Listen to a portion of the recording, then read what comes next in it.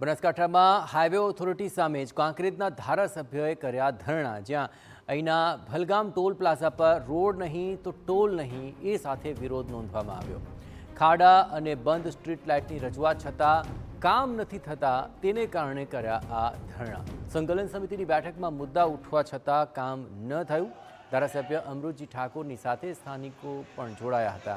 ધારાસભ્ય અમૃતજી ઠાકોર અને કાંકરેજ તાલુકા કોંગ્રેસ પ્રમુખની પોલીસે અટકાયત કરી લીધી છે।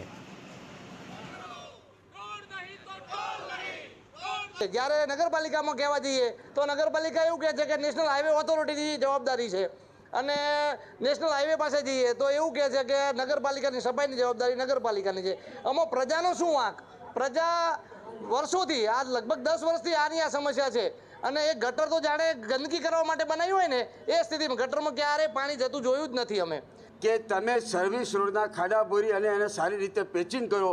ગટરનું પાણી જે લાઇનનું પાણી છે, પાણી રોડ ઉપર આવી જાય છે, એ ગટર આખી નવી બનાવો અથવા એને સાફ સફાઈ કરી રિપેરિંગ કરી અને જનતાને જે મુશ્કેલી પડે છે મુશ્કેલી દૂર કરો। બનાસકાંઠામાં ધરણા પ્રદર્શન મામલે નેશનલ હાઈવે ઓથોરિટીએ મહત્વપૂર્ણ નિવેદન આપ્યું છે કે ટોલ પ્લાઝા પરથી નિયમો મુજબ કામગીરી શરૂ કરવામાં આવનાર છે। જાન્યુઆરી મહિના સુધીમાં ખાડા પૂરવાની તેમણે બાંહેધરી આપી। રોડના સમારકામ બાદ ગટરની કામગીરી કરવામાં આવશે।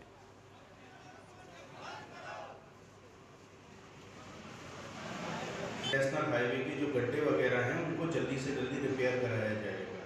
ऐसा की वादा किया जा रहा है कि जल्दी से जल्दी जनवरी के महीने में पोर्टल्स को कंप्लीट किया जाए। पहले पोर्टल कंप्लीट होंगे, उसके बाद में सारे काम चालू होंगे।